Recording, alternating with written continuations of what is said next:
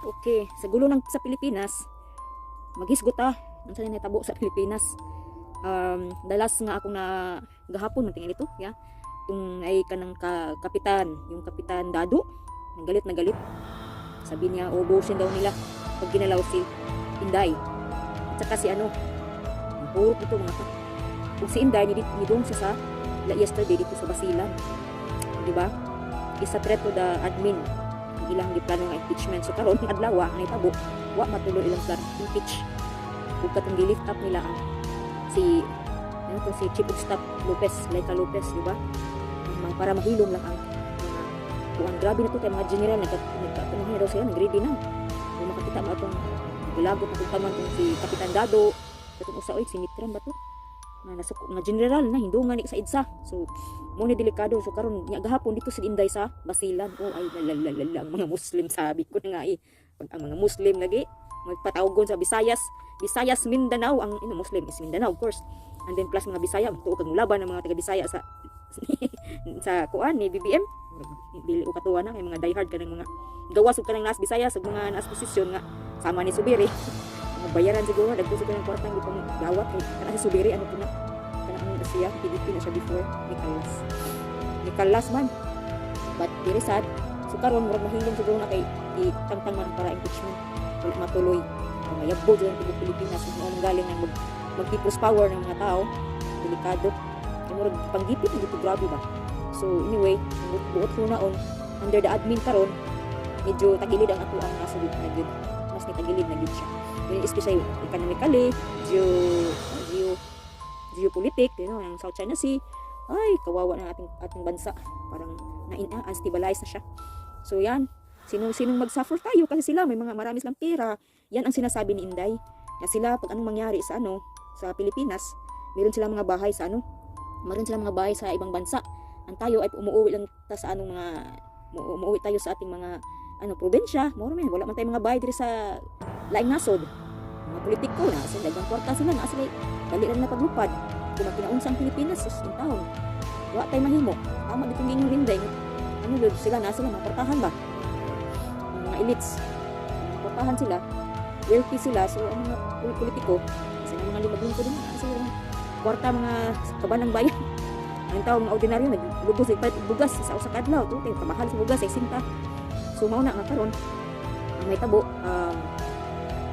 isang na di-cool down ni di mo atras si si BBM sa kuan di kuno niya palagpason ang katong kabayan kun gibaliktad niya nga kuan bitaw threat siya si Inday may giunag threat. So di ugwa pa mangtingog tong mga general, mga captain, kisa tong mga retired, agoy magsani puwersa sila, patay na gumitabong people's power. Na gumitabong people's power mo tong dito na siya si Inday gahapon sa Basilan. Olala, patay daan play ko. Ang mga mga Muslim patay jud. Wala sa bakit makoy. Ang administrasyon hindi kay simple ang country Pilipinas. Kita mga Pinoy mga kawawa ay sa kakatuka rin na ako ang panglabuhi sa Pilipinas. So, sa diriwasan ko, balay. Kamahal sa panahon ka rin, di ka mga rich. Di ka para mga rich. So, ganahan na ito, probinsya rin yun, probinsya. Sila mga mansion na balay, dito sa Las Vegas, dito sa US. Mas mga balay ito, sama ni, patahan, para ni, kasi nga na ni, Maxingeo, si Pacquiao, balay sa US. Diba? Sayon na nila paglupad dito. Kaya na, may kwarta. Easy yung kwarta. Bagwa kay kwarta ay ugop kas putik ngati. So, let's live in the physical world. Nas kinaubsan. Dito di ka maning kamot kinaubsan dito pirmi. Diba? So, at least, muragi pa cool down ang impeachment o ang delete up ang igian sa mga kabahin sa chief of staff ni Inday. Si Laika Lopez. So, we will see what's the next. Kanang takilid na gyud ato ang nasod. In spite na dili lamang nas Pilipinas, naapo na diri sa mga naapo na diri sa laing nasod. Pa kayo, Congress is a threat to national security. Yung ginagawa niyan, nandiyan yung mga NPA. That is a threat to national security. Bopol, kayong lahat. Ina ninyo, tapos pipilit nyo, Inday is a threat to national security. No, Inday is a threat to your political ambition, mga gago. Palakpakan ho natin itong si Kapdado. Yun ho ang katotohanan doon. Ang galing Tangina nyo, gagaguhin yung taong bayan. Inday Sara Duterte Kung gusto nyo ho ang sinasabi ni Kap Dado, isang heart, isang subscribe at isang comment dyan mga kababayan. Is a threat to your political ambition. Is a threat Correct. to your activities of corruption. Tangina nyo. And we will polarize. Para kay Inday, maggago kayo. Gago talaga kayo. Gigil na gigil ako eh. Okay. She is not a threat to national security, mga kababayan. Tandaan nyo yan. Tandaan nyo yan. At doon kami tayo. Doon nakatayo. Wag nyong sasaktan yan. Wag nyong sasaktan yan. Kasi papatayin namin kayo lahat. Uubusin namin kayo. Yan ang threat sa presidente. Utangin nyo lahat. Subukin nyo kami ngayon.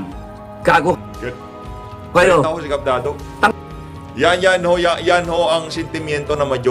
only reason kaya kayo nandyan, hindi kumikilos. Hindi the people of the Philippines cannot get their acts together. The people of the Philippines do not know their power. All power emanates from the Filipino people. All power. Tangina nyo. All authority comes from the Filipino people.